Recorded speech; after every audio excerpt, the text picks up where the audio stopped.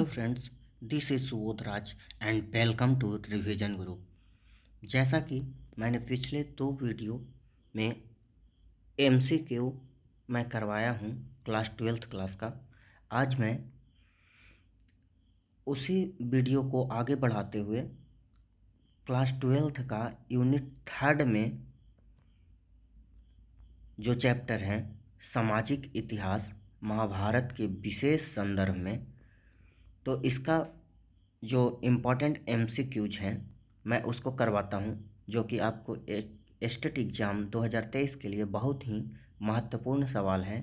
आपको स्टेट 2023 में बहुत ही मदद कर सकता है। तो आइए चलते हैं हम लोग पहले सवाल की ओर।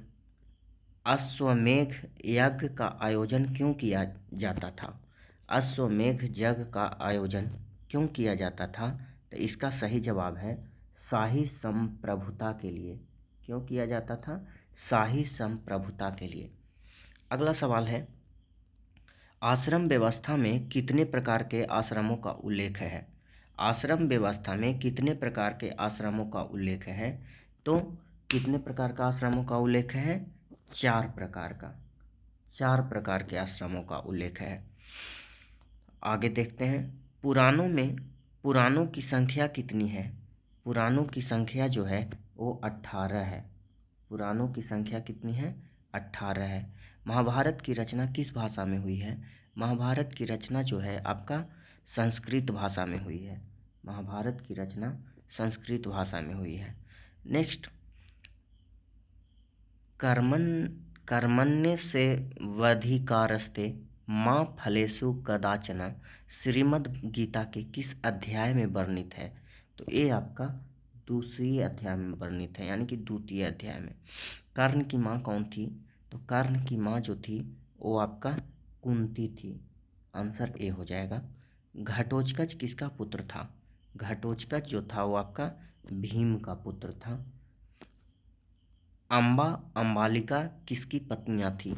तो ये जो थी वो विचित्र बिरज की थी। आंसर बी हो जाएगा। अगला सवाल, मनु स्मृति के रचयिता थे? तो मनु स्मृति के रचयिता जो थे वो स्वयं मनु ही थे। 10 नंबर सवाल,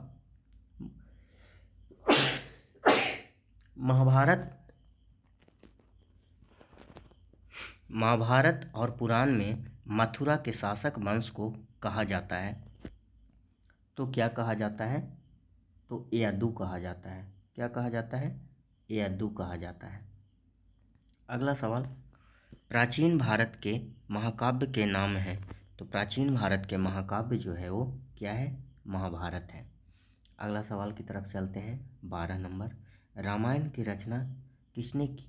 तो रामायण की रचना जो है आपका वाल्मीकि ने की है।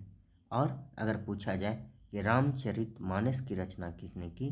तो रामचरितमानस की रचना जो है वो आपका तुलसीदास ने की है। अगला सवाल है 13 नंबर, दुर्योधन की माँ कौन थी? तो दुर्योधन की माँ जो थी वो आपका गांधारी थी। अगला सवाल है, दुर्योधन की ओर से कौरव पांडव युद्ध में शामिल थे, तो कौन शामिल थे? तो भीष्म शामिल थे।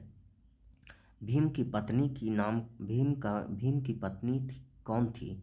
तो इसका नाम था हिडिंबा। भीम की पत्नी का नाम हिडिंबा था।